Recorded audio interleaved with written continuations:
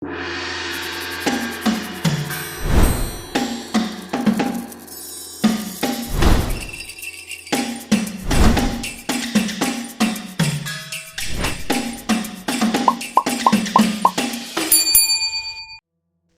1661. Semua yang menyakiti saudaraku akan mati. Bing Ruogang dikenal sebagai tangan ilahi es, ia telah lama mencapai puncak alam kelahiran kembali tahap kelima. Setelah serangkaian pertempuran sengit, ia berhasil menembus ke tahap keenam. Energi alam dewanya melonjak, bahkan mampu menghancurkan tsunami yang mengerikan. Xiang Shaoyun dapat merasakan jurang perbedaan antara dirinya dan Bing Ruogang. Kecuali tubuh utamanya memasuki alam kelahiran kembali, yang memberikan pertumbuhan tambahan pada jiwanya, Xiang Shaoyun tidak akan memiliki peluang untuk melawannya. Jika Xiang Shaoyun, Little White, dan Wei Liana berani terus maju, Bing Ruogang pasti akan membunuh mereka. Tsunami yang ada di hadapan mereka telah hancur, dan pulau ilusi itu tampak berhenti bergerak. Bing Ruogang dapat dengan mudah memasuki pulau itu, tetapi ketika dia merasakan kehadiran kelompok Xiang Shaoyun, dia berbalik dan berkata, "Sungguh mengejutkan, mampu mencapai sejauh ini, kau benar-benar sangat cakap." Sebuah seringai terbentuk di wajahnya. "Tapi hanya sampai di sini saja kemampuanmu." Lalu dia meraih Xiang Shaoyun dan Little White. "Sial," seru Xiang Shaoyun sambil buru-buru mundur bersama Little White dan Wei Liana. Sayangnya, sudah terlambat. Di sekelilingnya, ruang angkasa membeku. Sebongkah es muncul di udara, dengan Xiang Shaoyun, Little White, dan Wei Liana terperangkap di dalamnya. Itu adalah demonstrasi kekuatan absolut dari embun beku. Bahkan senjata tingkat dewa biasa pun akan kesulitan menghancurkan bongkahan es itu. Tidak diragukan lagi bahwa siapapun yang terjebak di dalam bongkahan es itu akan mati. Lagi pula, bongkahan es itu terbuat dari energi es alam dewa. "Semua yang ada di pulau ilusi adalah milikku," seru Bing Ruogang sambil terbang menuju pulau itu, tertawa terbahak-bahak. Menurutnya, Xiang Shaoyun dan Little White sudah mati. Dengan es yang telah ia letakkan di jalan, siapapun yang mencoba maju dari arah yang sama juga akan terhalang, sehingga menyulitkan orang lain untuk menemukan pulau itu dari arah ini. Tepat setelah Bing Ruogang pergi, kobaran api perlahan menyebar melalui bongkahan es. Itu adalah api kekacauan purba, yang dapat membakar segalanya. Tak heran, bongkahan es itu hancur berkeping-keping. Api kekacauan purba itu dihasilkan oleh Xiang Shaoyun. "Seorang ahli alam kelahiran kembali tingkat ke-6 memang masih di luar jangkauanku," pikir Xiang Shaoyun dalam hati. Ia menyadari bahwa Wei Liana hampir tak sadarkan diri, jadi ia segera menyalurkan energinya ke tubuh Wei Liana, berusaha mengusir hawa dingin dari tubuhnya. Saat Wei Liana sadar kembali, Xiang Shaoyun berkata, "Salurkan energimu dan serap semua energi di tubuhmu, itu akan bermanfaat bagimu." Xiang Shaoyun tidak menolak semua energi es di tubuhnya. Karena Wei Liana juga seorang kultivator es, jika dia bisa memurnikan dan menyerap energi es yang tersisa, dia akan menjadi lebih kuat. Dia tidak ragu-ragu dan segera menyebarkan metode kultivasinya. Untaian demi untaian energi ditarik ke bintang-bintangnya, dan basis kultivasinya mulai tumbuh dengan cepat. "Tunggu saja sampai aku menjadi dewa iblis, aku tidak akan tenang sampai aku membunuh orang itu," kata si putih kecil dengan marah sambil menggigil kedinginan. Hari itu akan segera tiba," kata Xiang Shaoyun sambil mengangguk. Dia juga dipenuhi amarah setelah diserang tanpa alasan. Jika bukan karena banyak kartu trufnya, dia mungkin sudah mati. Sekali lagi, Xiang Shaoyun dan Little White melanjutkan perjalanan mereka.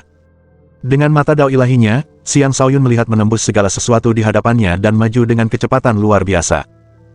Dia takut pulau ilusi akan lenyap jika dia lebih lambat lagi.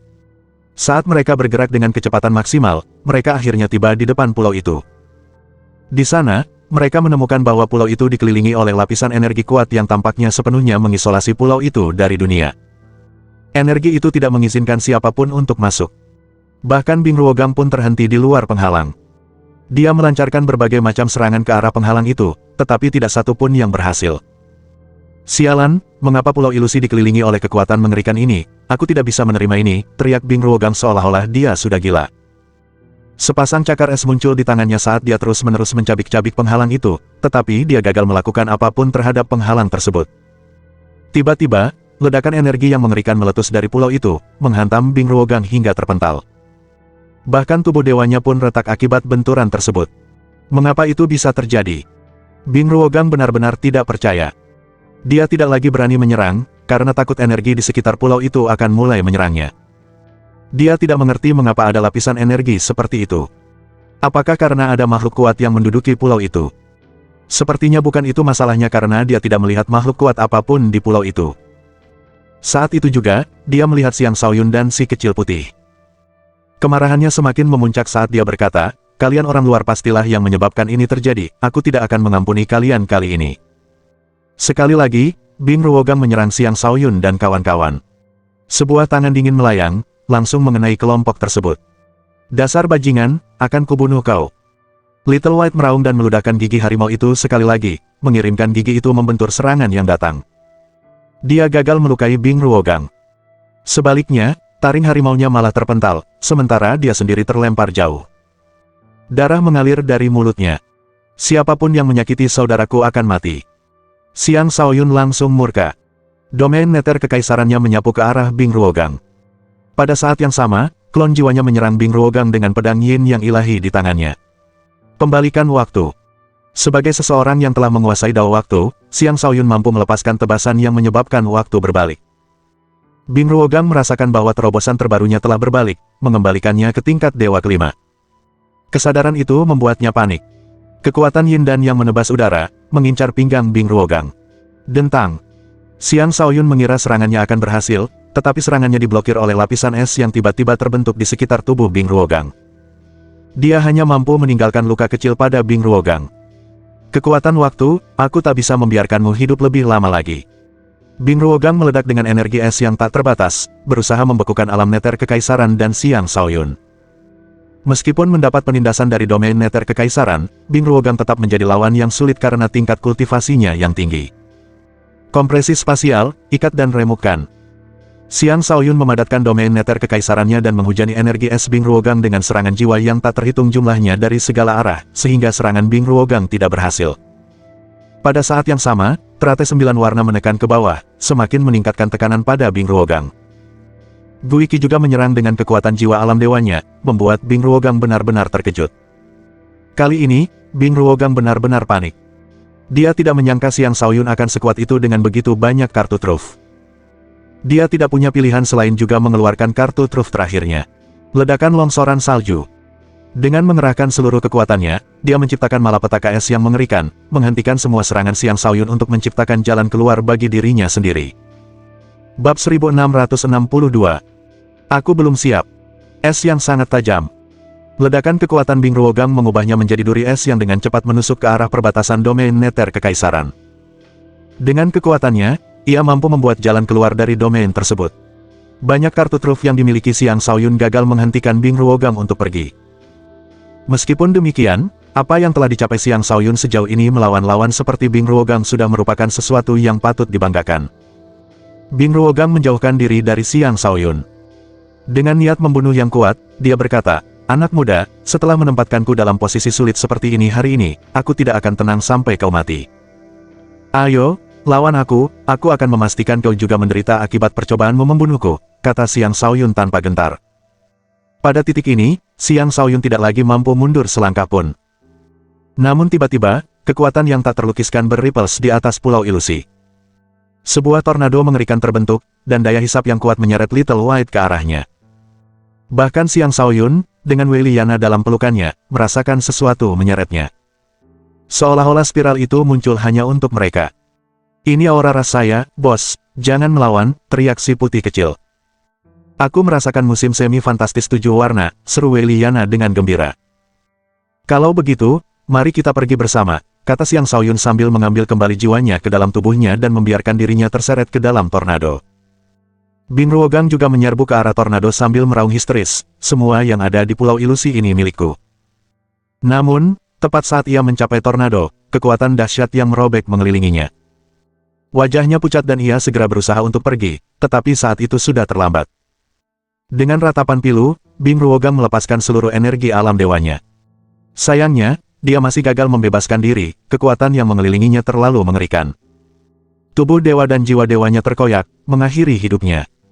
Seberapa mengerikan tornado itu sebenarnya? Bagaimana mungkin Xiang Shaoyun dan Little White mampu menahan kekuatan sebesar itu? Anehnya, kekuatan itu sama sekali tidak membahayakan mereka. Kekuatan itu hanya menyebabkan dunia mereka berputar, dan sebelum mereka menyadarinya, mereka telah mendarat di pulau itu. Xiang Shaoyun segera duduk bersila untuk menenangkan auranya yang kacau. Saat ini, dia bahkan tidak mampu meluangkan perhatian sedikit pun pada Little White dan Wei Liana. Baru setelah mengalirkan energinya ke seluruh tubuhnya beberapa kali, dia merasa lebih baik. Ketika ia membuka matanya, ia melihat beberapa kura-kura kecil tanpa sadar telah naik ke tubuhnya. Ia sama sekali tidak merasakan kehadiran mereka. Kura-kura itu tampak cukup cerdas, dengan kebijaksanaan yang seolah terpancar dari mata mereka. Mereka juga tampak sangat jinak. Kalian pasti makhluk-makhluk penghuni pulau ini, lucu sekali, kata Xiang Shaoyun sambil meletakkan kura-kura itu dengan senyum. Saat menoleh ke samping, ia melihat si kecil putih telah sadar kembali dan sedang sibuk menyembuhkan luka-lukanya. Sedangkan Wei Liana, ia masih tidak sadarkan diri. Xiang Shaoyun menggunakan teknik penyembuhannya pada keduanya, membantu mereka pulih dengan cepat. Dia juga memberi Wei Liana air mata air untuk membangunkannya. Apakah kita sudah berada di Pulau Ilusi? Tanya Wei Liana lemah. Ya, fokuslah pada pemulihan dulu, kata Xiang Shaoyun sambil mengangguk. Wei Liana tersenyum, menutup matanya, dan menyilangkan kakinya. Dia harus pulih secepat mungkin. Xiang Shaoyun memanfaatkan kesempatan itu untuk mengamati sekelilingnya. Dia melihat bahwa selain sejumlah besar tanaman tingkat kaisar dan tanaman yang relatif tua dan langka di sekitarnya, Pulau Ilusi tampak seperti pulau biasa lainnya. Dia juga bisa melihat beberapa tanaman tingkat penguasa, atau bahkan tingkat suci, di sekitarnya. Ada juga banyak kura-kura iblis di pulau itu. Beberapa besar, beberapa kecil, dan beberapa tua. Mereka semua bermalas-malasan, sangat menikmati kehidupan mereka di pulau itu. Apakah ini wilayah kura-kura iblis? Gumam Xiang Shaoyun ragu-ragu. Ia juga merasa bahwa pulau itu jauh lebih hangat daripada laut di sekitarnya. Tidak ada bencana alam yang terlihat, seolah-olah pulau itu benar-benar terisolasi dari dunia luar. Suasananya begitu damai dan tenang sehingga orang akan tergoda untuk menetap di pulau itu. Xiang Shaoyun tidak berkeliaran terlalu jauh. Dia tidak yakin apakah kura-kura itu akan melakukan sesuatu yang buruk pada si kecil putih dan Wei Liana, jadi dia harus menunggu sampai keduanya pulih. Adapun kura-kura kecil sebelumnya, mereka akan mendekati Xiang Shaoyun sesekali. Dia bermain dengan mereka dengan gembira karena dia tidak tega menyakiti mereka. Setelah sekitar setengah hari, si kecil putih akhirnya sembuh total. Bos, aku bisa merasakan aura leluhurku dengan cara itu, kata Little White dengan tidak sabar. Karena kita sudah di sini, tidak perlu terburu-buru, tunggu sampai Yana juga bangun, kata Xiang Shaoyun sambil mengangguk. Pada titik ini, Wei Liana hampir pulih sepenuhnya. Namun, tidak akan mudah baginya untuk sepenuhnya memurnikan dan menyerap energi es yang tersisa di tubuhnya. Dia hanya bisa mengandalkan dirinya sendiri, karena bahkan Xiang Shaoyun pun tidak dapat membantunya. Setelah satu hari, Wei Liana akhirnya terbangun dari meditasinya. Kau selesai menyerap energi secepat ini, tanya Xiang Shaoyun dengan heran. Itulah kekuatan seorang dewa. Meskipun hanya sebagian kecil dari kekuatan aslinya, kekuatan itu masih cukup besar sehingga seorang kultivator biasa membutuhkan waktu cukup lama untuk menyerapnya. Namun, Wei Liana telah membangkitkan kekuatan itu begitu cepat setelah naik 2 tingkat dalam kultivasinya. Dia menggelengkan kepalanya dan berkata, tidak, sisanya telah kusimpan di hatiku, di sana, aku akan perlahan menyerapnya sampai tidak ada yang tersisa. Sepertinya hati yang bijaksana itu sungguh ajaib, kata Xiang Shaoyun. Tuan Agung, aku membutuhkan mata air fantastis 7 warna, kuharap Anda dapat mengabulkan permintaanku, pinta Wei Liana dengan sungguh-sungguh.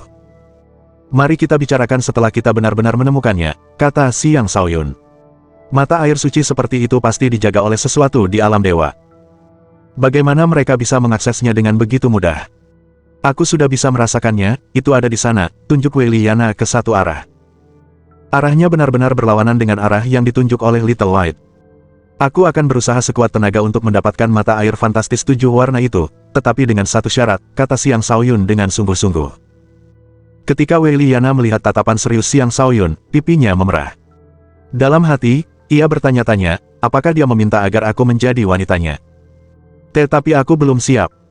Harus diakui bahwa seorang wanita muda yang sedang jatuh cinta terkadang bisa sangat polos.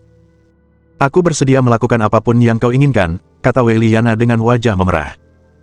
Jadilah muridku, kata Xiang Shaoyun. Ye, apa yang kau katakan? Di tengah-tengah menyetujui, Wei Liana akhirnya menyadari bahwa kenyataan berbeda dari harapannya. Jika aku bisa menemukan mata air fantastis 7 warna untukmu, jadilah muridku, ulang Xiang Shaoyun. Bab 1663. Pohon 4 Divisi Ilahi. Ini adalah pertama kalinya Xiang Shaoyun sendiri memiliki keinginan untuk menerima seseorang sebagai muridnya. Adapun murid pertamanya, Guo Po, ia hanya menerima Guopo karena tetua Zenpeng. Namun kali ini, keputusannya untuk menerima seorang murid datang dari kemauannya sendiri. Wei Liana adalah seseorang dengan hati yang tajam. Jika dia bisa mendapatkan air dari mata air fantastis 7 warna, dia akan mampu membentuk hati tajam 7 titik yang tak tertandingi, yang akan memberinya potensi untuk berdiri di puncak umat manusia. Dia tidak ingin kehilangan penerus muda yang berbakat seperti itu. Adapun Wei Liana, dia benar-benar tercengang. Dia menunggu Xiang Shaoyun untuk menyatakan cintanya padanya. Bagaimana bisa malah Xiang Shaoyun menerimanya sebagai murid? Mungkinkah sang penguasa memiliki fetis hubungan guru-murid? Ini terlalu menarik, pikir Wei Liana. Wajahnya memerah saat imajinasinya melayang liar. Xiang Shaoyun pasti akan pingsan karena takjub jika dia tahu apa yang dipikirkan gadis itu. Bagaimana mungkin dia memiliki pikiran yang begitu tak tahu malu? Dia benar-benar hanya menginginkan seorang murid. Yana, kenapa wajahmu begitu merah? Apakah kamu terlalu malu untuk setuju? Tanya Xiang Shaoyun. Tidak, aku bersedia, jawab Yana setuju, awalnya menggelengkan kepala sebelum dengan cepat mengangguk. Kalau begitu, tuanmu pasti akan mendapatkan mata air fantastis 7 warna untukmu, kata Xiang Shaoyun sambil mengangguk gembira. Kemudian dia berkata kepada si putih kecil, mari kita pergi ke tempat kau merasakan aura rasmu. Ya, kata si putih kecil dengan tidak sabar. Kelompok itu pun bergerak cepat ke satu arah. Tak lama kemudian, mereka tiba di daerah yang rimbun. Di sana, mereka melihat sebuah pohon yang sangat menakjubkan. Pemandangan pohon itu saja sudah membuat mereka semua takjub. Bos, apa aku salah lihat? Aku melihat 4 jenis buah yang berbeda di pohon suci itu, kata si putih kecil sambil menggosok matanya. Kalau aku juga tidak salah lihat, kau benar, jawab Xiang Shaoyun, yang juga terkejut. Pohon yang sangat mistis, seru Wei Liana. Di tengah semua tanaman lainnya, pohon suci itu memancarkan kekuatan mistis. Buah-buahan dengan 4 warna berbeda yang tumbuh di atasnya menambah kemisteriusannya. Salah satunya adalah buah hijau yang tampak seperti naga biru langit dengan kepala tegak. Satu lagi adalah buah emas yang tampak seperti harimau yang menerkam. Satu lagi adalah buah berapi yang tampak seperti burung merah menyala yang membentangkan sayapnya. Dan satu lagi adalah buah biru yang tampak seperti kura-kura hitam yang menjulurkan lidahnya. Buah-buahan ini merupakan representasi dari 4 binatang buas, naga biru, harimau putih, burung merah menyala, dan kura-kura hitam. Mereka juga mewakili 4 jenis kekuatan asal, kayu, emas, api, dan air. Hanya satu buah saja mungkin sudah cukup untuk membersihkan seluruh jalan di hadapan seorang kultivator dan langsung mendorong mereka ke alam dewa. Pohon itu dikenal sebagai pohon 4 divisi ilahi. Di bawah pohon 4 divisi suci terdapat 2 kerangka besar. Yang satu berbentuk naga, sedangkan yang lainnya berbentuk harimau. Tampaknya keduanya tewas bersamaan saat bertarung satu sama lain. Selain kedua bulu itu, ada juga bulu yang sangat mempesona. Bulu itu berwarna merah menyala, dan itu tak lain adalah bulu burung vermilion. Ketiganya adalah sisa-sisa binatang iblis tingkat atas. Hanya kristalisasi darah mereka yang akan menghasilkan pohon seperti pohon 4 divisi ilahi. Itu adalah sesepuh dari ras harimau putih, seru si kecil putih dengan penuh emosi. Tanpa ragu, ia bergegas menuju kerangka harimau putih itu. Pada saat itulah tanaman di sekitar mereka tiba-tiba bergerak. Satu demi satu sulur memanjang dan menyerang si kecil putih. Sulur-sulur ini sangat kuat, dan serangannya tidak kalah hebat dari serangan para dewa palsu. Energi harimau ganas yang dahsyat meledak dari tubuh Little White dan memotong sulur-sulur itu menjadi beberapa bagian. Namun, itu tampaknya belum cukup. Terlalu banyak sulur yang menyerang dari berbagai arah. Beberapa berhasil menembus pertahanan Little White dan melilit tubuhnya. Sulur-sulur itu juga dapat melahap darah, sehingga mereka berusaha menghisap darah Little White dari tubuhnya. Pergi sana. Si kecil putih sangat marah. Dia mengerahkan energi harimau ganasnya hingga batas maksimal dan menebas lebih banyak tanaman rambat. Dia memuntahkan cahaya keemasan dari mulutnya, menembakkannya ke arah akar tanaman rambat. Seketika, area itu rata dengan tanah. Hal itu justru menarik lebih banyak tanaman untuk menyerang mereka. Sejenis rumput berubah menjadi bilah yang sangat tajam dan menebas mereka dengan ganas. Sebuah bunga berubah menjadi payung yang mencoba menelan si kecil putih hidup-hidup. Sebuah pohon berguncang, mengirimkan badai dedaunan yang melesat ke arah si kecil putih seperti senjata yang dilemparkan. Setiap serangan tersebut tidak kalah kuatnya dari serangan Dewa Semu. Terlebih lagi, beberapa serangan mencapai puncak ranah Dewa Semu. Selain itu, jumlah serangan tersebut terlalu banyak sehingga sulit untuk ditangkis secara efektif. Bunuh. Xiang Shaoyun tentu saja tidak bisa hanya menonton saat si kecil putih jatuh ke dalam bahaya. Dengan raungan, dia melepaskan semburan api kekacauan purba ke arah tanaman-tanaman itu. Api kekacauan purba adalah momok bagi semua tumbuhan. Saat api itu berkobar, banyak tumbuhan mengeluarkan semacam ratapan aneh dan buru-buru mundur. Mereka bahkan tidak berani menyentuh api itu. Tumbuhan yang tidak sempat mundur berubah menjadi abu tanpa mampu memberikan perlawanan apapun. Tak lama kemudian, area itu bersih dari semua tanaman tersebut. Hanya pohon 4 divisi suci, 2 kerangka besar, dan bulu berapi yang tersisa. Tepat ketika Xiang Shaoyun hendak memanggil kembali api kekacauan purbanya, bulu berapi itu tiba-tiba terbang ke langit dan mulai memancarkan kekuatan yang dahsyat. Sesosok burung merah menyala muncul dan menerkam api kekacauan purba itu dengan paruhnya yang terbuka lebar. Jelas bahwa burung itu berusaha melahap api tersebut. Dengan teriakan keras, kekuatan burung merah menyala itu meningkat hingga mencapai tingkat dewa. Bulu-bulunya yang berkilauan menerangi seluruh area. Sebelum si kecil putih dapat mencapai kerangka harimau putih, ia dihentikan oleh burung merah menyala itu. Api mengerikan di sekitar burung itu memaksanya mundur kesakitan. "Leluhur, tolong bangun dan pinjamkan kekuatanmu padaku," seru Little White sambil meludahkan setetes sari darahnya ke arah kerangka harimau putih itu. Burung merah menyala itu ingin merebut darah, tetapi Xiang Shaoyun menghentikannya. Dengan pedang awal mula, dia melepaskan tebasan energi awal mula ke arah bagian vital burung itu. Xiang Shaoyun tahu betul bahwa selama dia bisa menjatuhkan bulu itu, seluruh burung merah tua ini akan dikalahkan. Namun, burung merah tua itu bereaksi seolah-olah hidup. Ia menunjukkan naluri bertempur yang kuat saat melepaskan dan menembakkan banyak bila api ke arah Xiang Shaoyun, membanjiri area tersebut dengan serangan-serangan dahsyat yang tak terhitung jumlahnya. Xiang Shaoyun mengayunkan pedangnya berulang kali dalam upayanya untuk menangkis serangan pedang-pedang itu, tetapi beberapa bila api masih berhasil menembus pertahanannya. Bila-bila itu menusuk tubuhnya, seketika mengirimkan energi api ke dalam dirinya, menyiksanya dengan rasa sakit yang membakar. Sebagai seseorang yang telah membentuk api kekacauan purba di dalam dirinya, seharusnya dia kebal terhadap semua api. Namun, api burung merah menyala itu jelas bukan api biasa, karena berhasil membuatnya kesakitan. Pada saat itulah kerangka harimau putih akhirnya menyerap sari darah si kecil putih. Seketika itu juga, ia pulih dan melepaskan raungan yang mengguncang dunia. Mengaum. Bab 1664. Pertempuran antara naga, harimau, dan burung. Kerangka harimau putih itu terbangun dan melepaskan raungan dahsyat yang mengguncang dunia, membuat telinga Xiang Shaoyun sakit. Ia segera membentuk perlindungan di sekitar Wei Liana, jika tidak, ia akan langsung terbunuh oleh raungan itu. Dengan tatapan tajam di matanya, harimau putih itu menerkam burung merah menyala. Harimau putih itu menunjukkan kekuatan yang sama besarnya dengan burung merah menyala. Dengan satu sapuan cakarnya, benturan yang sangat keras menghantam bulu-bulu merah menyala burung merah menyala itu.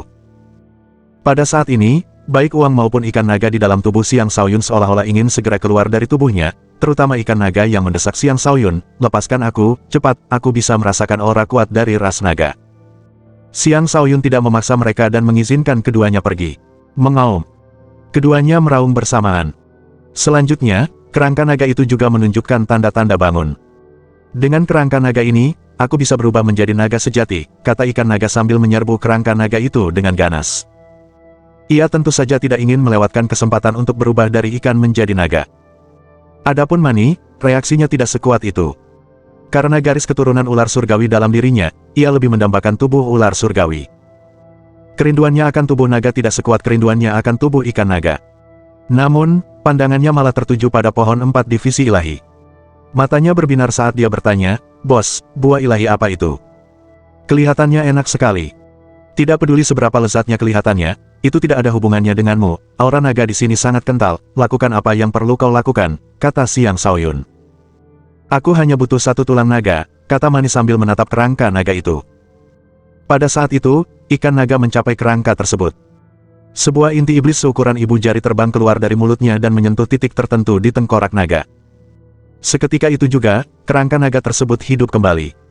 Karena naga dan harimau telah bertarung sebelum kematian mereka, hal pertama yang dilakukan naga setelah bangun adalah menerkam harimau putih.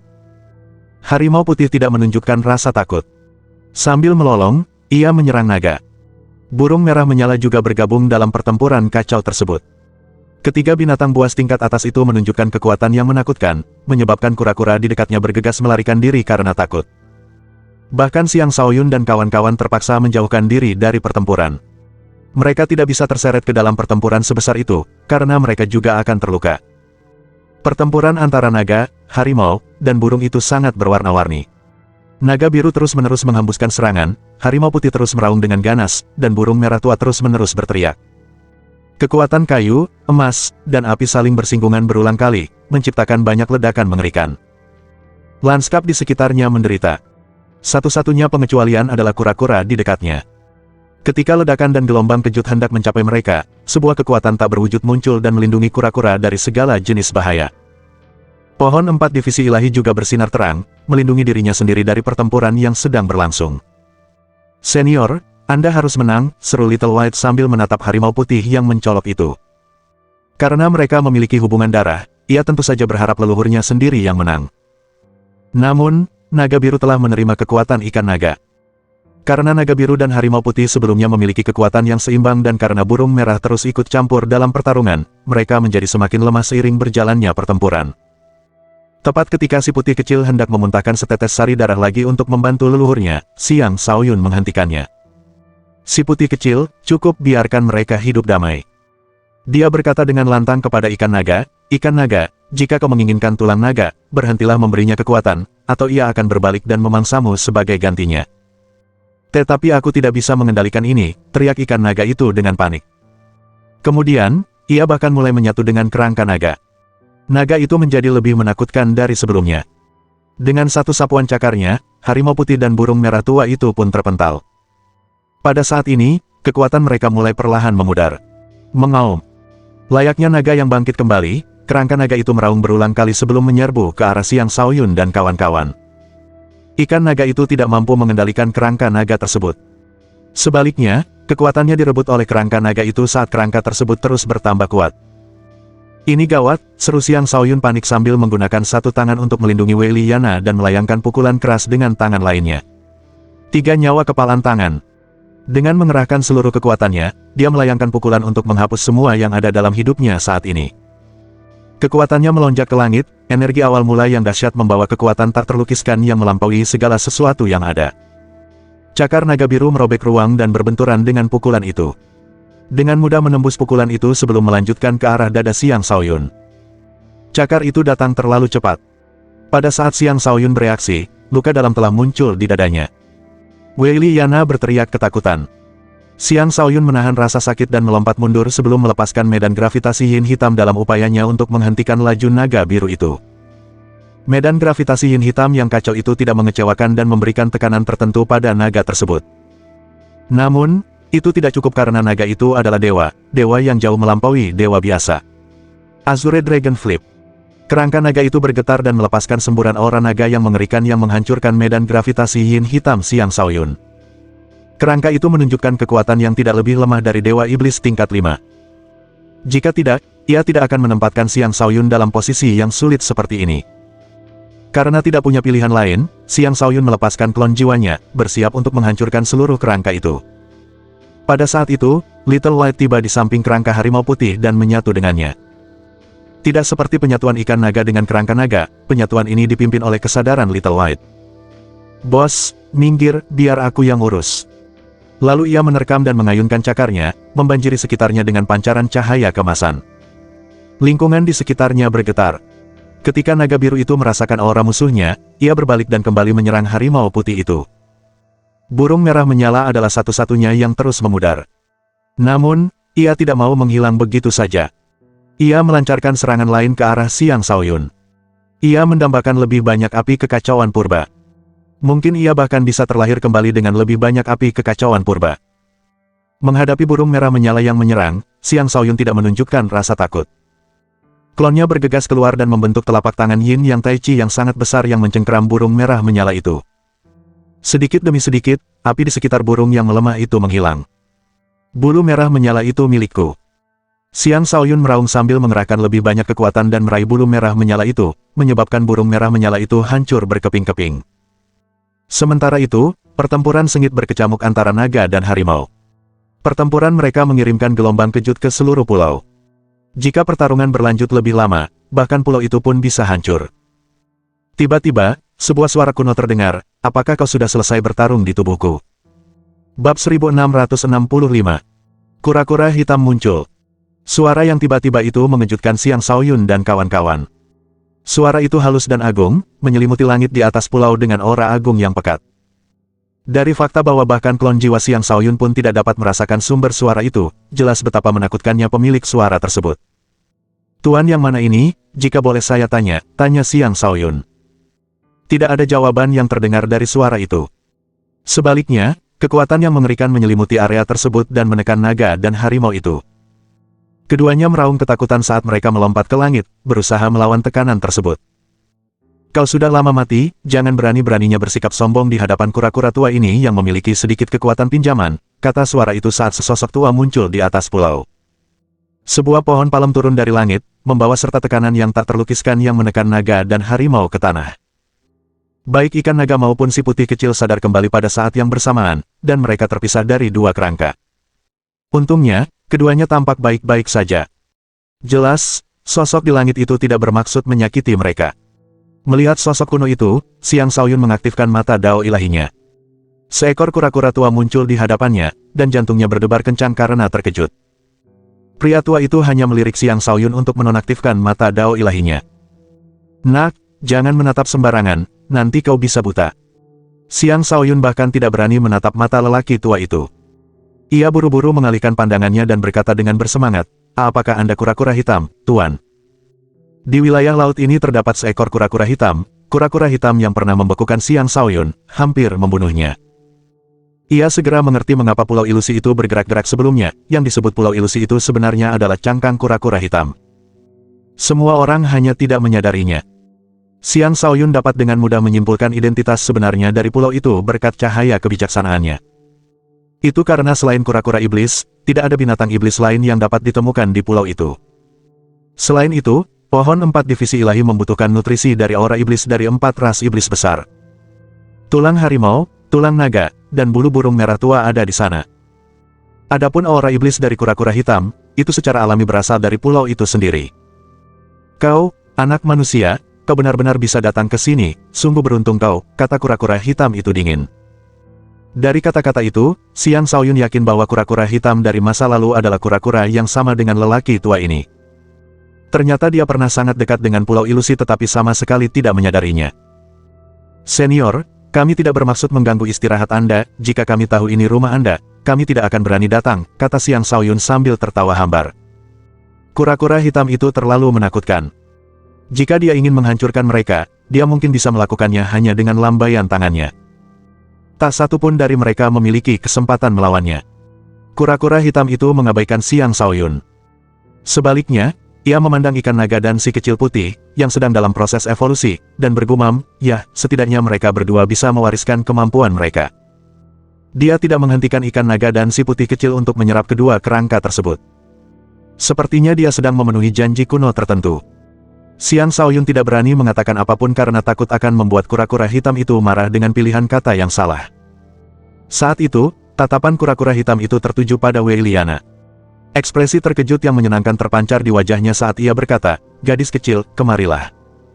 Wei Liana kemudian terlepas dari tangan Xiang Shaoyun dan mulai melayang ke arah kura-kura hitam.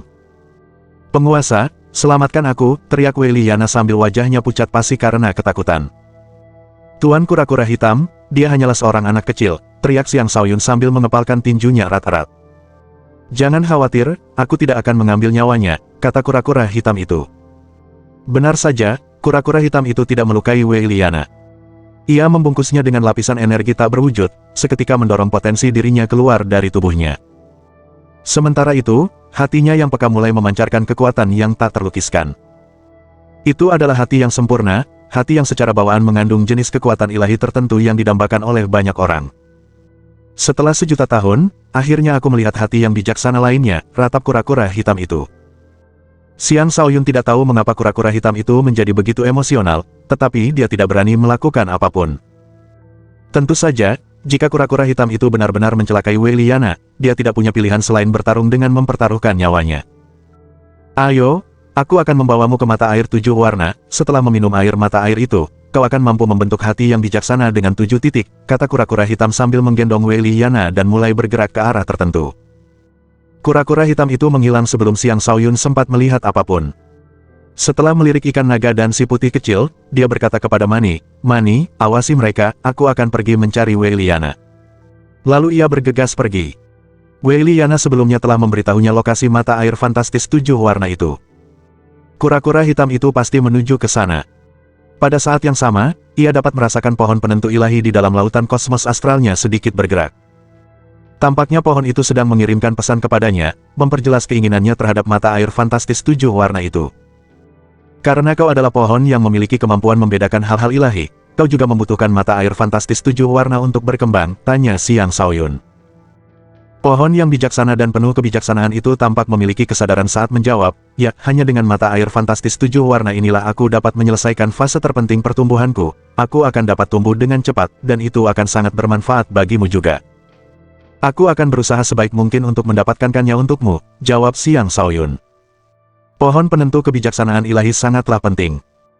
Mata air fantastis 7 warna dapat memberikan seseorang hati penentu kebijaksanaan 7 poin, tetapi dengan mata air yang sama, pohon penentu kebijaksanaan ilahi akan mampu menghasilkan buah penentu kebijaksanaan ilahi yang akan memberikan orang biasa fisik penentu kebijaksanaan 7 poin. Jika orang lain tahu bahwa Xiang Shaoyun memiliki pohon ilahi semacam itu tetapi belum memurnikan dan menyerap pohon tersebut, mereka akan mengira dia sudah gila. Itu karena menyerap pohon penentu kekuatan ilahi akan memberikan seseorang fisik terkuat yang pasti akan memberikan kekuatan yang tak tertandingi. Namun, Xiang Shaoyun telah menggabungkan 9 bintang untuk membentuk fisik awal mulanya. Apakah dia masih membutuhkan fisik 7 titik pemilahan? Sama sekali tidak. Bagaimanapun, pohon pemilahan ilahi mampu terus membantu lautan kosmos astralnya tumbuh, memberikan lautan kosmos astralnya lebih banyak ruang sekaligus mengisinya dengan lebih banyak kekuatan kehidupan. Suatu hari nanti lautan kosmos astralnya akan menjadi sesuatu yang mirip dengan wilayah kekuasaan tempat mereka tinggal, sebuah planet sungguhan. Itulah yang diharapkan Xiang Shaoyun terjadi. Dengan lautan kosmos astral miliknya, mungkin dia akan mampu melakukan sesuatu ketika seluruh umat manusia menghadapi bencana besar di masa depan. Tak lama kemudian, Xiang Shaoyun menemukan mata air fantastis 7 warna. Mata air itu berbentuk pelangi dan mengalir dengan 7 warna yang menghadirkan pemandangan yang sangat indah. Saat itu, Wei Liana sedang berendam di mata air fantastis 7 warna. Hatinya bersinar terang, dan untaian cahaya ilahi menyelimuti seluruh tubuhnya, membuatnya tampak suci dan agung. Sungguh pemandangan yang mistis, seru Xiang Shaoyun. Itu benar, mata air fantastis 7 warna itu benar-benar ada dalam bentuk pelangi yang mengalir. Bahkan, seseorang yang kurang berpengetahuan mungkin akan mengira itu hanyalah pelangi biasa. Gadis ini harus tinggal di sini bersamaku, tuntut kura-kura hitam itu dengan nada yang tak menerima penolakan. Dia muridku, kata Xiang Shaoyun dengan tegas. Dia tidak cocok menjadi muridmu, aku sudah memilihkan guru untuknya, kata kura-kura hitam itu. Bab 1666. Transformasi kelahiran kembali. Xiang Shaoyun tidak menyerah dan berkata, dia masih anak-anak, kuharap kau bisa menghormati pilihannya. Seperti yang kukatakan, aku tidak akan menyakitinya, dia akan menjadi murid guruku, di masa depan, dia akan mendapatkan kemampuan untuk melakukan semua yang dia inginkan di seluruh keberadaan, seru kura-kura hitam itu dengan bangga. Sesosok makhluk memesona muncul dalam benak Xiang Shaoyun saat ia bertanya, apakah itu dia? Bagus kau tahu, ini hanya akan menguntungkannya, kata kura-kura hitam itu. Tentu, aku akan mengizinkanmu memilikinya, namun, aku membutuhkan sebagian dari mata air fantastis 7 warna di sini, kata Xiang Shaoyun. Hanya sedikit sekali makhluk yang memenuhi syarat untuk menjadi tuan dari kura-kura hitam itu. Sangat mudah bagi Xiang Shaoyun untuk menebak siapa orang itu. Ini mungkin satu-satunya kesempatan bagi Wei Liana untuk mendapatkan tuan yang begitu kuat. Karena itu, dia mengalah. Ambil sendiri, tapi jangan ganggu dia, kura-kura hitam itu setuju dengan mudah. Xiang Shaoyun melangkah maju dan mengambil air dari mata air tanpa memasuki mata air tersebut. Mata air 7 warna itu sangat indah. Mata air itu mengandung kekuatan luar biasa, dan siapapun akan beruntung jika bisa mendapatkan sedikit air darinya. Setelah mengumpulkan air mata air, Xiang Shaoyun menyerahkannya kepada pohon peramal ilahi. Akar pohon itu menjulur dan dengan cepat menyerap air mata air tersebut. Seketika itu juga, awan berwarna-warni menyembur keluar dari pohon, memenuhi lautan kosmos astral dengan lebih banyak energi kehidupan. Tumbuhan yang tak terhitung jumlahnya di lautan kosmos astral mulai tumbuh dan berkembang dengan pesat. Xiang Shaoyun sangat gembira saat ia mengambil lebih banyak air dari mata air itu. Bahkan kura-kura hitam pun tak sanggup lagi melihatnya. Jangan pergi terlalu jauh. Aku akan segera selesai, kata Xiang Shaoyun sambil buru-buru mengumpulkan beberapa bahan lagi sebelum pergi dengan berat hati. Mata air fantastis 7 warna itu sangat langka. Bahkan setelah bertahun-tahun lamanya, hanya sedikit orang yang berhasil mendapatkan air dari mata air tersebut. Dia sangat senang bisa mengumpulkan sedikit saja air dari mata air itu. Pohon peramal ilahi itu juga senang dengan apa yang diterimanya. Ia menyampaikan beberapa berita menakjubkan kepada Xiang Shaoyun, mengklaim bahwa ia akan mampu menghasilkan mata air fantastis 7 warna miliknya sendiri di masa depan. Xiang Shaoyun tersandung dan hampir jatuh karena terkejut. Itu terlalu mengejutkan. Mata air fantastis 7 warna sangatlah langka. Jika pohon peramal ilahi dapat menciptakannya, bukankah itu berarti dia akan memiliki seluruh mata air untuk dirinya sendiri? Sial, rasanya jantungku tak sanggup lagi menahan guncangan seperti ini, gumam Xiang Shaoyun sambil menepuk dadanya. Nak, jangan berlama-lama di sini, pergi sana, teriak kura-kura hitam itu. Ya, jawab Xiang Shaoyun sebelum kembali ke ikan naga dan si putih kecil. Di sana, ia mendapati bahwa baik ikan naga maupun si putih kecil masih dalam proses menyatu dengan kerangka pilihan mereka. Proses itu mungkin akan berlangsung lama hingga mereka memasuki alam dewa. Ia mulai mempertimbangkan apakah ia benar-benar perlu menunggu di sana sampai keduanya selesai. Karena aku sudah mencapai puncak tingkat ke-9 Sudo Dewa, sebaiknya aku berkultivasi di sini dan mencoba memasuki alam kelahiran kembali, kata Xiang Shaoyun setelah berpikir sejenak. Cangkang kura-kura hitam itu cukup besar dan telah menjadi sebuah pulau. Seharusnya tempat ini cukup aman baginya untuk mencoba terobosan di sini. Maka, setelah berpesan kepada Mani, ia memilih tempatnya sendiri dan mulai bercocok tanam. Alam kelahiran kembali adalah alam di mana seseorang melampaui batas tubuh sucinya, berubah dari seorang suci menjadi dewa. Itu adalah proses transformasi, di mana tubuh dan jiwa seorang kultivator akan hancur untuk membentuk tubuh dewa sejati dan jiwa dewa. Hanya dengan demikian seseorang dapat memasuki alam kelahiran kembali. Itu adalah alam di mana seseorang sangat mungkin mati selama upaya terobosan.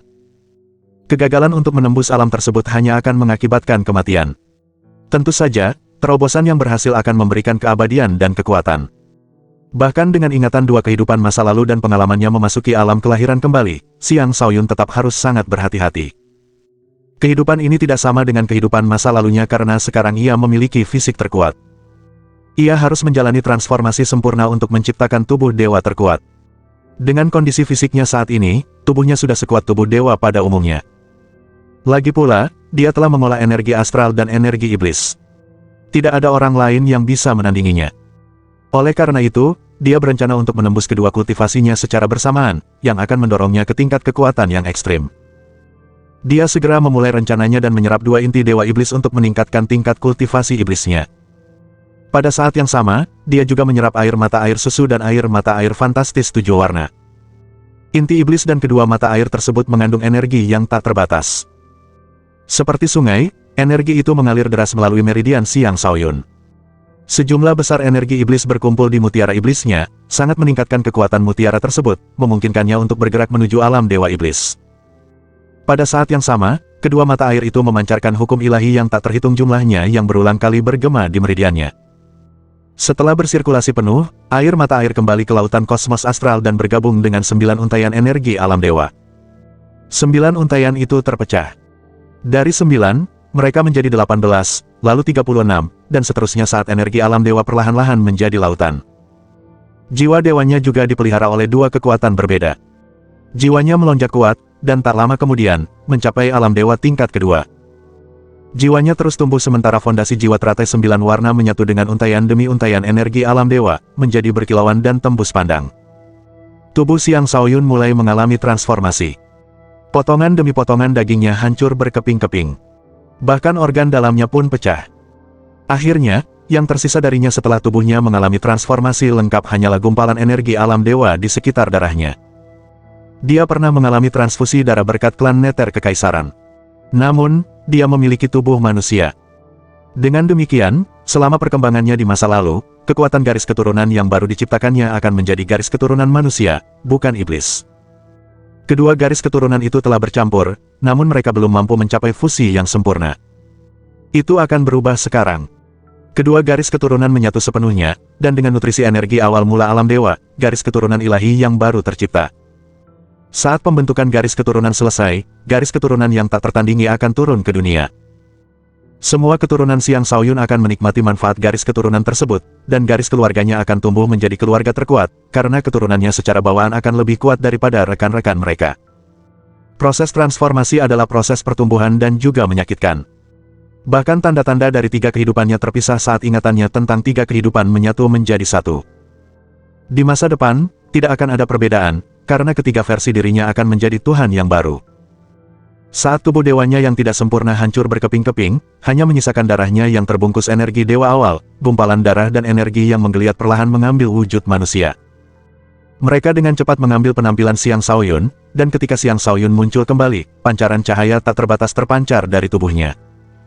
Bintang-bintang kuno berkelap-kelip di langit saat cahaya bintang tak berujung turun ke atasnya.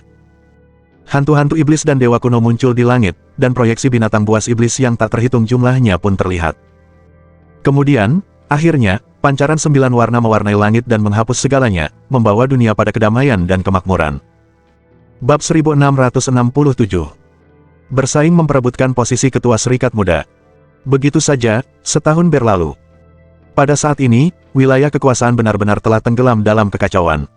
Bencana muncul satu demi satu di berbagai wilayah. Klan Naga Iblis telah berhasil mendapatkan pijakan di wilayah kekuasaan. Mereka, bersama dengan banyak iblis lainnya, telah menghapus dan menduduki dinasti Senja. Leluhur perkasa dari klan Naga Iblis telah muncul secara pribadi. Leluhur itu adalah dewa iblis tingkat puncak dan bukanlah lawan yang mudah dihadapi umat manusia.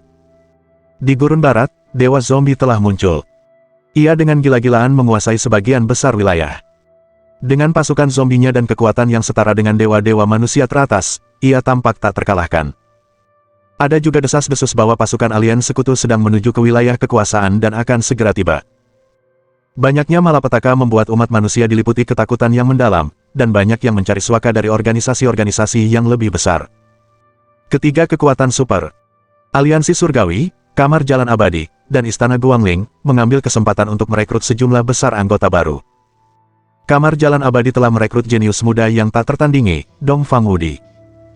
Istana Guangling telah merekrut He Kai, putri paling berbakat dari dinasti abadi, sementara Aliansi Surgawi telah merekrut Bei Ming Tianpeng. Adapun persekutuan penjaga, mereka juga tidak tinggal diam. Bahkan, mereka melakukan lebih banyak hal daripada tiga kekuatan super tersebut. 1000 token penjaga telah disebar ke seluruh wilayah kekuasaan, dan kultivator yang berusia kurang dari 1000 tahun dapat memperebutkannya. Selama seseorang dapat mencapai persekutuan penjaga dengan token di tangan, ia akan menjadi bagian dari generasi penjaga baru.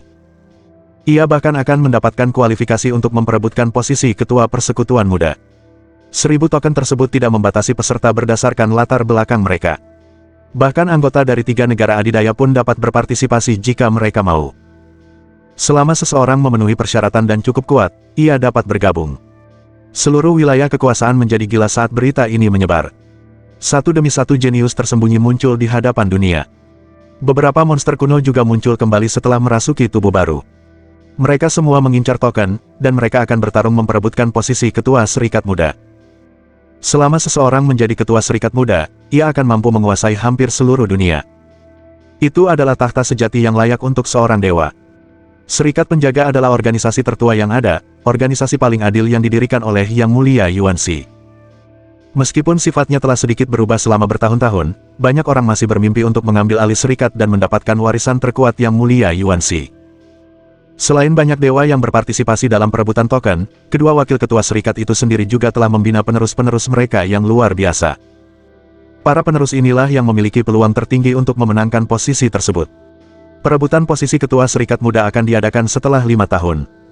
Berdasarkan prediksi para penjaga agung, alien juga akan tiba dalam 5 tahun. Dengan demikian, ketua serikat muda yang baru diharapkan untuk memimpin para ahli manusia terkuat dalam pertempuran melawan alien dan melindungi wilayah kekuasaan. Xiang Shaoyun adalah satu-satunya penerus GI. Dengan demikian, ia telah lama menjadi salah satu kandidat untuk posisi tersebut. Sayangnya, ia belum pernah secara resmi diakui oleh perkumpulan itu sendiri. Terlebih lagi, ia masih relatif muda. Terlepas dari prestasinya sebelumnya, mendapatkan posisi itu akan sulit jika ia bukan seorang dewa. Perlu diketahui bahwa ada cukup banyak dewa yang berusia kurang dari 1000 tahun. Mereka adalah para jenius paling berbakat di antara umat manusia, dan tak satu pun dari mereka akan menganggap Xiang Shaoyun sebagai pesaing yang sebenarnya, meskipun dia adalah Raja Suci nomor 1 dalam peringkat pertempuran surga. Sebelumnya, Akademi Naga Phoenix telah merilis berita bahwa mereka sedang mencari Xiang Shaoyun. Mereka juga mengatakan bahwa Gei memanggil Xiang Shaoyun kembali untuk bergabung dengan persekutuan penjaga dan memperebutkan posisi ketua persekutuan muda. Sayangnya, Xiang Shaoyun telah menghilang. Seluruh Akademi Naga Phoenix panik saat mereka berusaha menemukannya karena 3 akademi lainnya telah mengumpulkan murid-murid paling berbakat mereka untuk berpartisipasi dalam kompetisi tersebut. Sebagai contoh, Akademi Bela Diri Sejati telah mengumpulkan para jenius terbaik dari angkatan murid mereka sebelumnya. Orang-orang ini telah lama memasuki alam dewa. Selain itu, Dugu Kyubei dari angkatan terbaru mereka juga telah direkrut untuk usaha ini. Dia memiliki fisik kekacauan primal, fisik yang sama dengan Yang Mulia Yuan Shi, dan dia juga didukung oleh klan Dugu, klan kuno dan kuat yang akan melakukan segala yang mereka bisa untuk membantunya merebut tahta. Akademi 9 Istana juga telah merekrut seseorang bernama Si Gong untuk memperebutkan posisi tersebut. Dikabarkan bahwa dia jauh lebih menakutkan daripada Jiu Tian sekalipun. Dia telah memasuki alam dewa 500 tahun yang lalu. Setelah sekian lama, dia pasti telah mencapai ketinggian yang tak terbayangkan. Akademi Rusa Suci dikenal sebagai akademi terlemah dari keempat akademi, tetapi seorang alumni mereka yang menawan dan berbakat juga telah kembali. Dia adalah Lu Xiaoniang, putri kepala sekolah mereka. Dia tampak seperti seorang wanita muda yang baik hati dan cantik, namun dia juga memiliki kekuatan yang dalam dan tak terukur. Selain akademi-akademi ini, banyak organisasi kuno lainnya juga telah mengirimkan para dewa muda terkuat mereka. Dapat dikatakan bahwa banyak sekali dewa telah menunjukkan diri untuk berpartisipasi dalam kompetisi di zaman ini. Adapun orang-orang Xiang Shaoyun, hanya sedikit yang memenuhi syarat untuk berpartisipasi dalam kompetisi tersebut. Orang-orang seperti Xia Liuhui, Liang Zuangmin, dan Tang Longfei mungkin cukup berbakat, tetapi memasuki alam dewa masih sangat sulit bagi mereka. Hanya orang-orang seperti Yu Keidi dan Selir Iblis yang memiliki peluang untuk memasuki alam tersebut. Adapun Despair dan Liu Qingchen, Xiang Shaoyun telah mengirim mereka berdua pergi.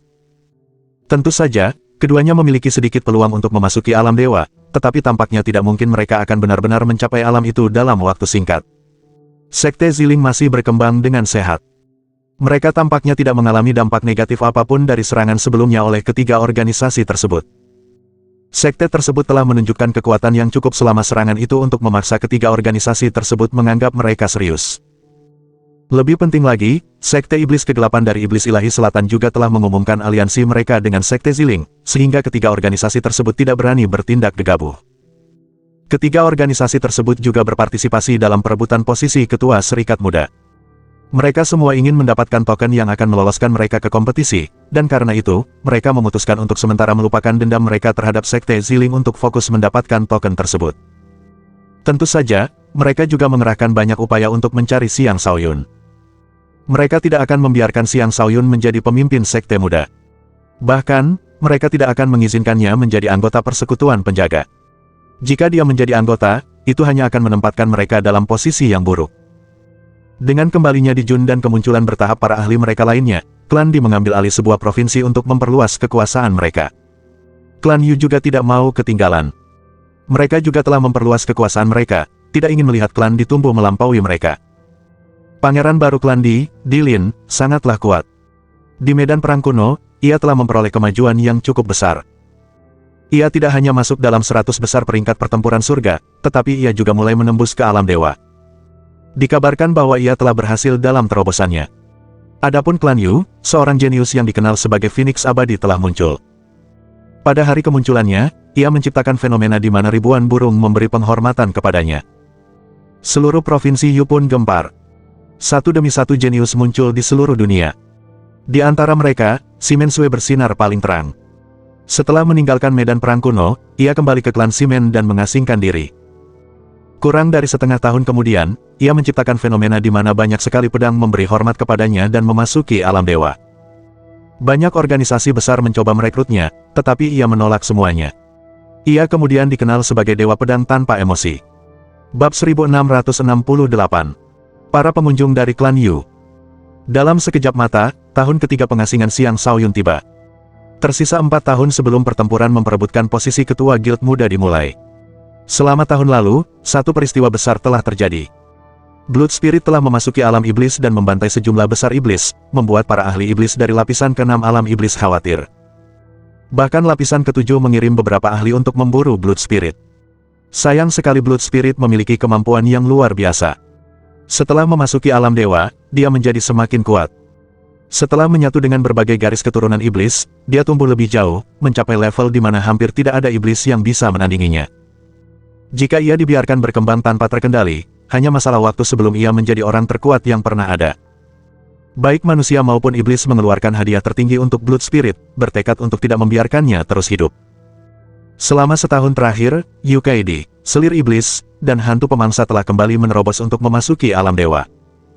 Setelah terobosan UKD, dia langsung maju ke puncak alam kelahiran kembali tahap pertama. Dia sepenuhnya menyatu dengan kekuatan yang dibawanya dari kehidupan sebelumnya, memberinya kekuatan tempur yang luar biasa. Ketika klan Yu mengetahui hal itu, mereka mengirim beberapa kelompok orang untuk membawanya kembali ke klan. Bagi organisasi manapun, seorang ahli akan berfungsi sebagai jangkar. Selir iblis telah kembali ke sekte iblis ke-8 sebelum mencoba terobosannya. Lagi pula, di sanalah dia dilahirkan, dan mereka telah lama menyiapkan sumber daya terobosan terbaik untuknya. Dia juga telah memperoleh bantuan dari pohon iblis ke-8 surgawi, yang memberinya pemahaman tentang berbagai kemampuan elemen gelap. Meskipun dia baru saja menjadi dewa, dia cukup kuat untuk melawan dewa tingkat kedua. Lagi pula, dia memiliki salah satu fisik terkuat yang ada, yaitu fisik Yin Yang. Devouring Ghost juga merupakan seseorang yang memiliki pengalaman terakumulasi dari dua kehidupan. Terobosan yang dialaminya berjalan lancar, dan meskipun ia tidak memiliki fisik yang kuat, pengalamannya yang kaya tetap memberinya kekuatan tempur yang luar biasa. Terobosan mereka telah mengangkat kekuatan Sekte Ziling ke tingkat yang baru. Namun, sekte tersebut masih belum memiliki kekuatan yang cukup. Klan Yu akhirnya mengirim seorang leluhur tua ke sekte tersebut. Leluhur tua itu sangat kuat, dan dialah satu-satunya yang datang untuk menjemput UKD.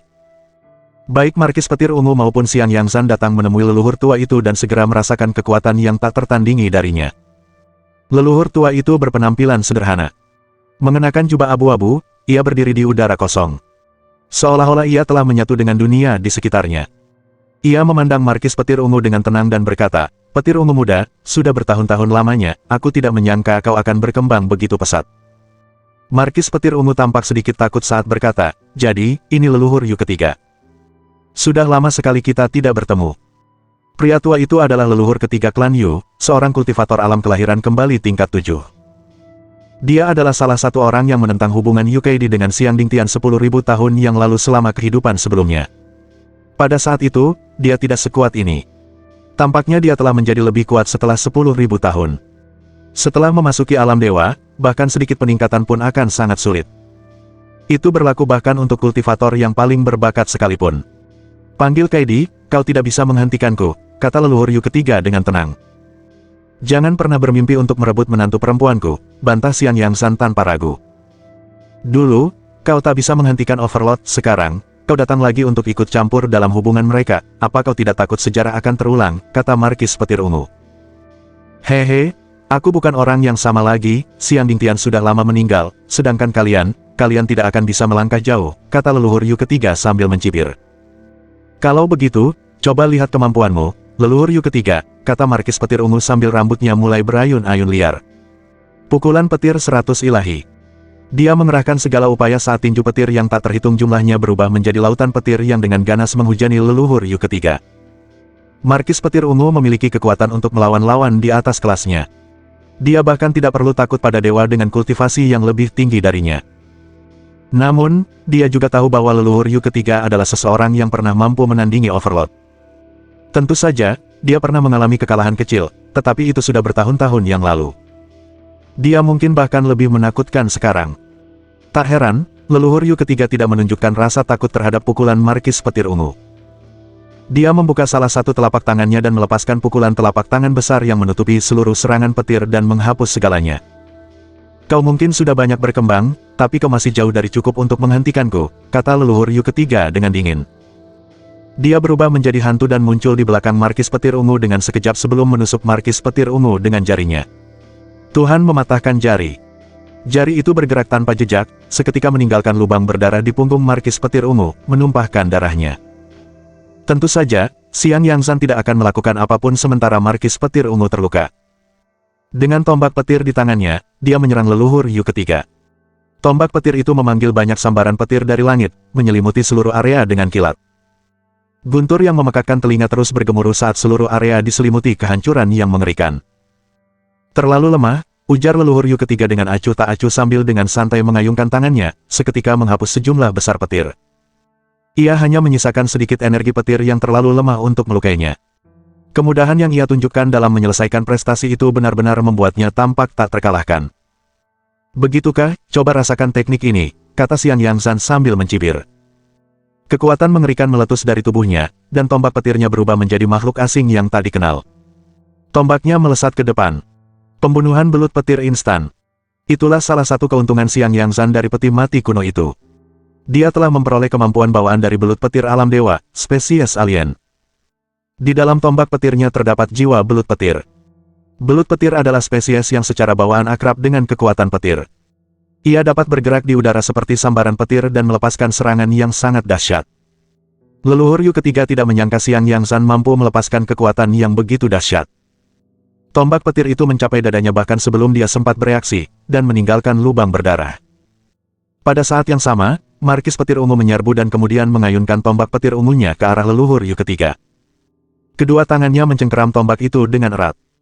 Arus listrik tingkat dewa yang tak terhitung jumlahnya mengalir di sepanjang tombak seolah-olah seluruh lautan petir telah turun dari langit.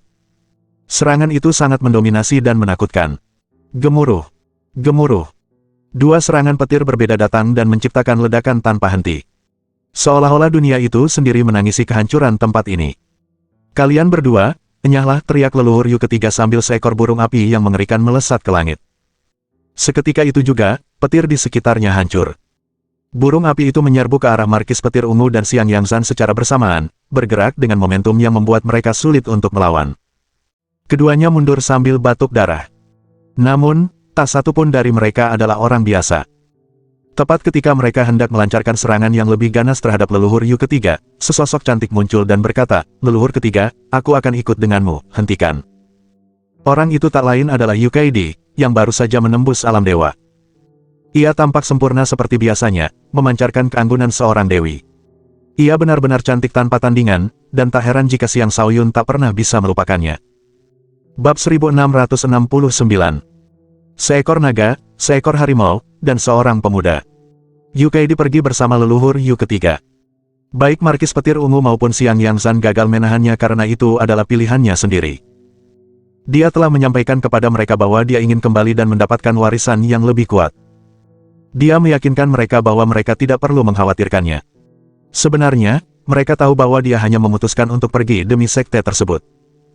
Aku tidak tahu bagaimana menghadapi penguasa setelah ini, kata Markis Petir Ungu dengan perasaan bersalah. Sialan, tunggu saja, setelah aku naik satu tahap lagi, aku akan membunuh bajingan tua itu, umpat Xiang Yangzhan. Keduanya sangat terprovokasi, dan setelah menyampaikan beberapa patah kata kepada sekte tersebut, mereka segera pergi ke alam luar untuk mencari peluang baru. Mereka perlu menjadi lebih kuat. Hanya dengan begitu mereka akan mampu melindungi sekte Ziling dan orang-orang yang mereka sayangi. Selama 2 tahun terakhir, Raja Api Merah sibuk membantu Li Juetian mencari warisan utama dari tetua 3 pengutus. Pencarian itu memungkinkan Li Juetian untuk berkembang pesat, dan tampaknya dia memiliki peluang bagus untuk menembus alam dewa. Saat dia berhasil menembus, teknik pedang pemutus langit miliknya juga akan menjadi sangat kuat. Adapun Devouring Ghost, dia sibuk mengolah iblis darahnya.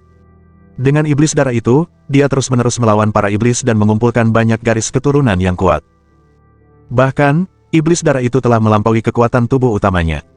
Namun, itu masih jauh dari cukup, masa-masa kacau telah tiba. Selain para dewa yang mendambakan kekuatan lebih, semua kultivator lainnya juga mencari kekuatan yang lebih. Sekte Ziling juga perlu memperkuat fondasinya. Di Sekte Ziling, satu orang khususnya akhirnya muncul sebagai tokoh kuat baru dengan perkembangannya yang menakjubkan.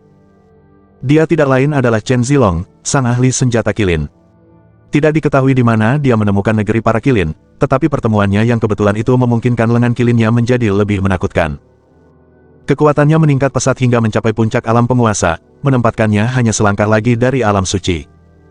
Perlu diketahui bahwa awalnya dia hanya berada di alam kenaikan naga. Sungguh luar biasa bahwa dia telah maju begitu pesat dalam beberapa tahun yang singkat. Duelnya dengan Long Yugang dari Perkumpulan Naga juga telah menarik banyak perhatian. Perkumpulan Naga telah menjadi organisasi bawahan Sekte Ziling, sehingga keduanya seharusnya bersatu. Oleh karena itu, tindakan Chen Zilong yang menantang ketua muda Perkumpulan Naga mengejutkan banyak orang.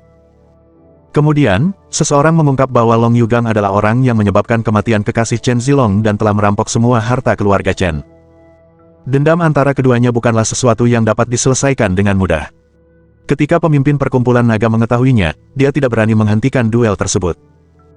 Sebaliknya, dia mendorong keduanya untuk bertarung sampai mati agar mereka dapat mengakhiri dendam itu sekali dan untuk selamanya. Pada akhirnya, Chen Zilong melepaskan lengan kilinnya dan melayangkan pukulan dahsyat yang menghancurkan Long Yugang dalam satu serangan. Baru kemudian semua orang menyadari bahwa Chen Zilong telah tumbuh begitu kuat tanpa disadari. Bahkan seorang Sein biasa pun tidak akan mampu menandinginya. Jika diberi waktu 100 tahun lagi, dia mungkin akan tumbuh menjadi raja yang perkasa di antara para Sein. Selain Chen Zilong, Guo Po juga mulai menunjukkan bakatnya. Kabar tentang kemampuan mata bawaannya menyebar selama perjalanannya keliling dunia, dan dia telah lama mencapai alam kenaikan naga. Suatu ketika, seorang penguasa hampir membunuhnya, memaksanya untuk membunuh penguasa itu dengan mata uniknya. Siapapun yang memiliki kemampuan mata bawaan adalah lawan yang sangat menakutkan. Setelah kejadian itu, Guo Po dikenal sebagai kaisar mata aneh dan dipuji sebagai anak muda berbakat yang sama hebatnya dengan gurunya. Dia berhasil menjadi kakak senior pertama di generasinya di sekte tersebut, menjadi panutan bagi murid-murid muda lainnya di sekte itu. Jauh di Laut Ilusi Utara, wilayah laut di sekitar Pulau Ilusi dipenuhi dengan 3 aura yang menakutkan. Aura-aura tersebut terus-menerus bertabrakan, mengaduk laut di sekitar wilayah tersebut dan melepaskan kekuatan yang cukup untuk menghancurkan segala sesuatu di wilayah itu. Ini pada dasarnya adalah bencana alam dalam skala yang bahkan lebih besar daripada tsunami di sekitar Pulau Ilusi. Dari kejauhan, terlihat seekor naga dan seekor harimau terbang melayang dan meraung. Ada seekor naga biru langit dengan tubuh besar yang sangat mencolok. Sisik hijaunya tampak sangat kuat, sementara tanduknya, yang cukup besar untuk menopang langit itu sendiri, sangat megah dan mendominasi. Ada seekor harimau putih. Ukurannya sebesar gunung, dan keempat kakinya kuat dan perkasa. Setiap cakaran-cakarnya mampu merobek dunia, dan tulisan, Raja, di dahinya tampak gagah dan angkuh. Kedua makhluk ini adalah tubuh asli dari binatang buas tersebut, bukan sekadar hantu. Naga biru dan harimau putih adalah dua ras petarung terkuat di antara makhluk-makhluk iblis. Keduanya juga melambangkan bentuk kehidupan terkuat, dan yang mengejutkan, mereka berdua muncul di tempat yang sama. Keduanya tidak saling bertarung. Sebaliknya, mereka menyerang seorang manusia muda bersama-sama. Punggung manusia muda itu tegak, dan rambutnya yang panjang dan berkilauan melayang dengan anggun. Senyum tipis terukir di wajahnya yang sempurna, yang mampu memikat banyak makhluk hidup. Setiap gerakannya tampak mengandung kedalaman yang tak terlukiskan, seolah-olah dunia itu sendiri berada dalam genggamannya dan tidak ada kekuatan di dunia ini yang berada di luar kendalinya. Naga dan harimau itu menyerang tanpa ampun, tetapi manusia muda itu mampu menghadapi mereka dengan mudah, menunjukkan kekuatan tempur yang menakjubkan. Jika kalian tidak serius, maka jangan salahkan aku jika aku tidak menunjukkan belas kasihan, kata pemuda itu setelah mendorong naga dan harimau itu mundur sekali lagi. Bos, kau terlalu sombong, terima pukulanku yang bertenaga penuh, teroret harimau putih itu saat akhirnya menggunakan kekuatan sebenarnya, melepaskan pukulan harimau emas ke depan. Pukulan itu melesat dengan dahsyat ke arah pemuda itu. Ruang angkasa itu sendiri menyusut menjadi ruang hampa saat pukulan itu terbang ke depan dengan daya hancur yang luar biasa. Bos, lihat, ini aura naga tertinggiku, raungan naga biru itu saat tubuhnya yang panjang dan ramping meledak dengan kekuatan. Kekuatan tempurnya melonjak, dan napas berwarna hijau kemerahan keluar dari mulutnya ke arah pemuda itu. Naga Azure memuntahkan awan merah. Awan berwarna hijau kemerahan itu bergerak maju, menghancurkan segala sesuatu di jalannya hingga menjadi ketiadaan.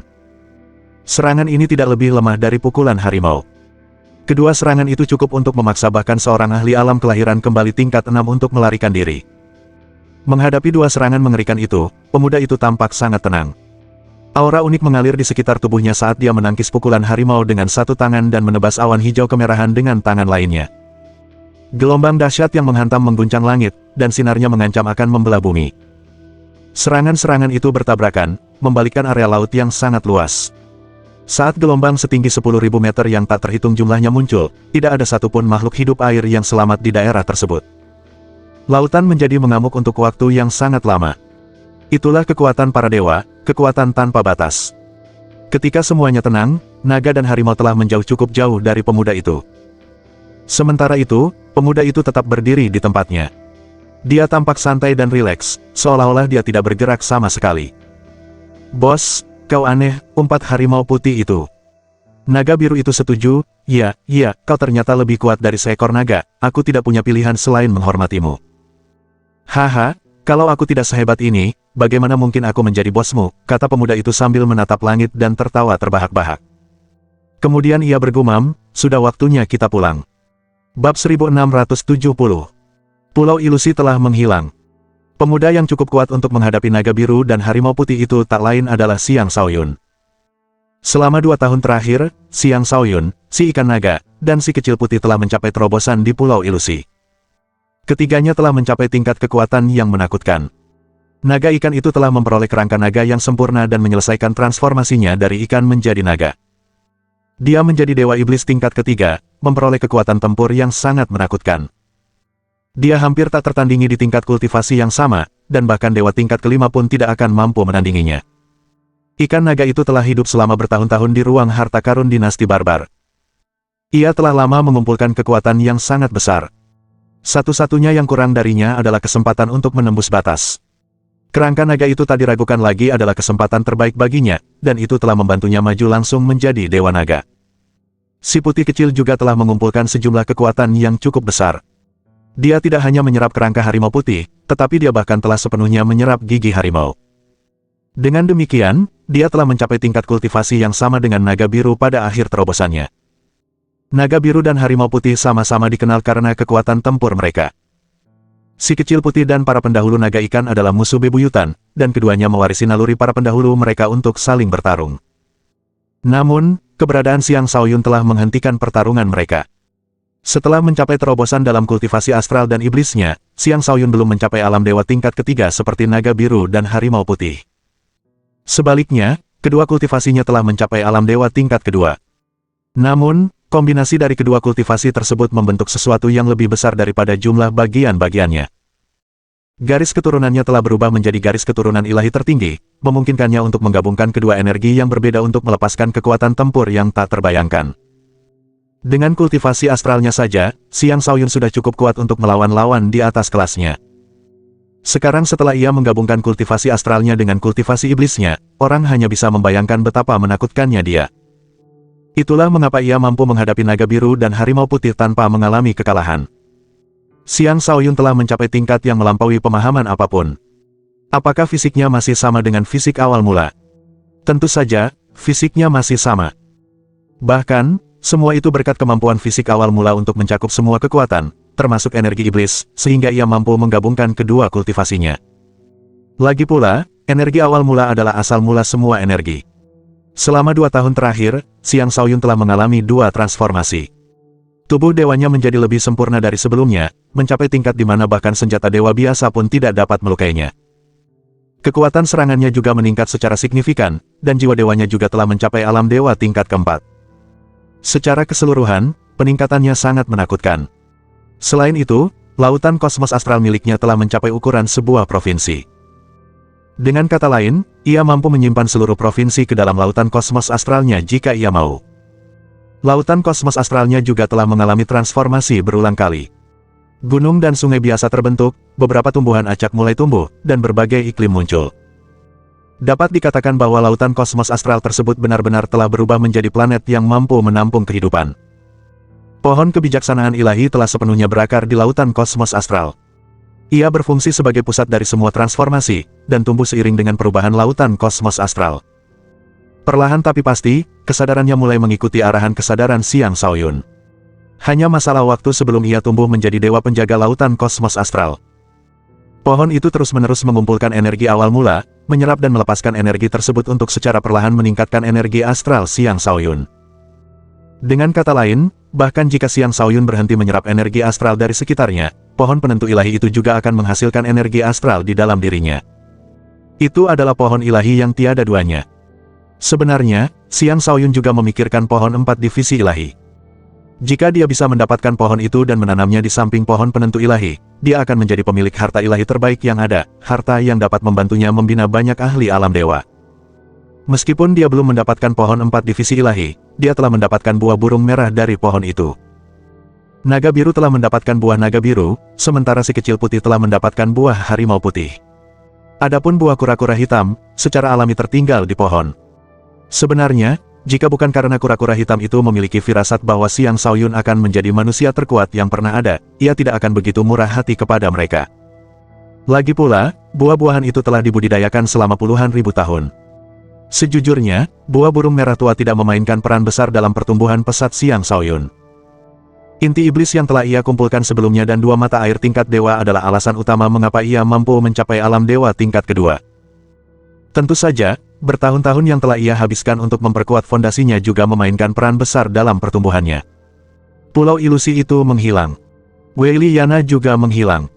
Namun, kura-kura hitam itu berkata bahwa ia akan kembali dalam 1000 tahun.